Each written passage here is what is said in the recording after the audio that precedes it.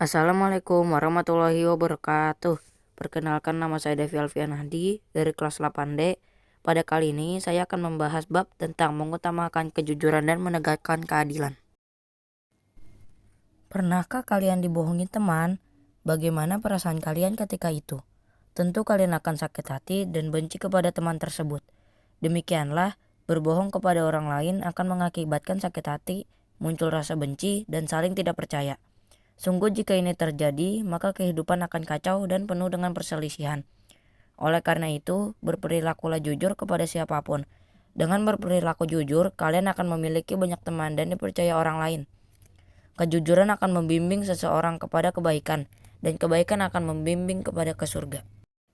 Pada dasarnya, setiap orang ingin diperlakukan dengan jujur dan adil. Kedua orang tua akan sangat bangga jika anak-anaknya selalu jujur. Demikian pula bapak ibu guru akan sangat bangga jika murid-muridnya terbiasa jujur. Tentunya kalian juga akan senang jika memiliki teman yang selalu jujur dalam setiap keadaan. Teman ibarat cermin bagi kita. Kepribadian seseorang bisa dilihat dari teman dekatnya. Jika teman dekatnya orang-orang baik, maka kemungkinan besar dia orang baik. Demikian pula sebaliknya. Inilah pentingnya memilih teman yang memiliki akhlak mulia. Jujur. Kejujuran harus diutamakan dalam setiap pergaulan, baik di rumah, sekolah, maupun masyarakat. Kerugian akibat ketidakjujuran akan dirasakan oleh diri sendiri dan orang lain. Seseorang yang tidak jujur akan sulit mendapat kepercayaan dari orang lain, sementara orang lain yang pernah dibohongi akan merasa kecewa dan sakit hati. Setiap orang mendambakan keluarga harmonis dan penuh ketenangan. Kehidupan keluarga akan harmonis jika masing-masing anggota keluarga saling menghargai dan berperilaku jujur.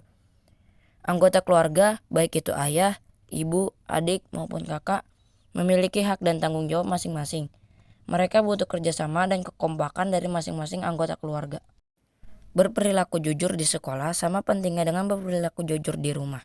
Seorang peserta didik hendaknya jujur kepada bapak, ibu, guru, karyawan, dan teman di sekolah. Semua anggota masyarakat akan hidup rukun dan damai jika masing-masing menjunjung tinggi kejujuran. Sebaliknya, ketidakjujuran akan berakibat konflik antara anggota masyarakat. Konflik yang terjadi di tengah-tengah masyarakat merupakan bencana sosial yang ditakutkan. Sebagai contoh, seorang yang jujur biasanya akan dipilih menjadi bendahara. Tugas bendahara sungguh sangat berat, karena harus mencatat dan membukukan keuangan dengan benar dan jujur. Setiap tugas dan kewajiban yang dilaksanakan dengan sebaik-baiknya pasti akan mendapat balasan dari Allah Subhanahu wa taala berupa pahala. Dalam sebuah hadis riwayat Muslim, Rasulullah SAW bersabda, "Seorang bendahara Muslim yang melaksanakan tugasnya dengan jujur dan membayar sedekah kepada orang yang diperintahkan oleh majikannya secara sempurna, dengan segera dan dengan pelayanan yang baik, maka ia mendapat pahala yang sama seperti orang yang bersedekah." Adil. Adil berarti memberikan hak kepada orang yang berhak menerimanya, meletakkan segala urusan pada tempatnya. Orang yang adil adalah orang yang memihak kepada kebenaran, bukan berpihak kepada pertemanan, persamaan suku maupun bangsa. Ajaran Islam menjunjung tinggi atas keadilan. Hal ini bisa dipahami karena Islam membawa rahmat bagi seluruh alam, rahmatan lil alamin. Oleh karena itu, setiap muslim wajib menegakkan keadilan dalam posisi apapun. Allah Subhanahu wa taala menegaskan bahwa kebencian terhadap suatu golongan atau individu janganlah menjadi pendorong untuk bertindak tidak adil. Ini menjadi bukti bahwa Islam menjunjung tinggi keadilan. Adil bukan berarti harus sama rata. Misalnya, ada orang tua memiliki 3 orang anak, masing-masing masih duduk di bangku SD, SMA, dan PT. Orang tua yang adil akan memberikan uang saku dengan jumlah berbeda, karena kebutuhan mereka berbeda.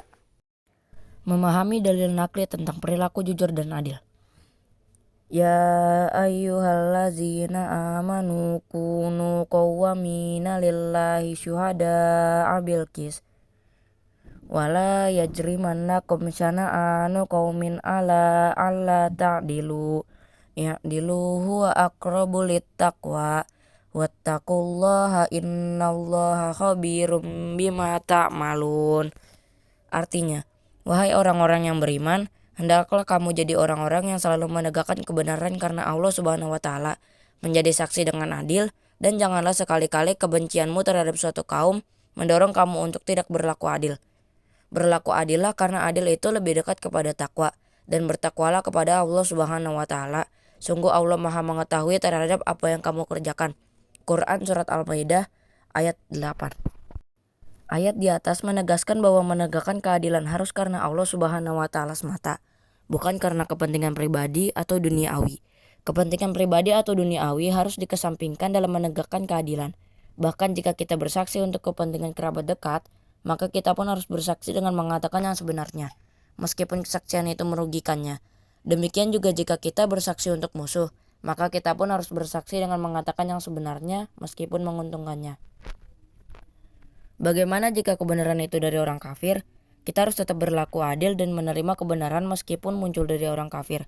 Bahkan jika kita menolak kebenaran dari yang kafir, dikategorikan sebagai kezaliman. Jadi keadilan itu berlaku untuk semua, baik kawan maupun lawan.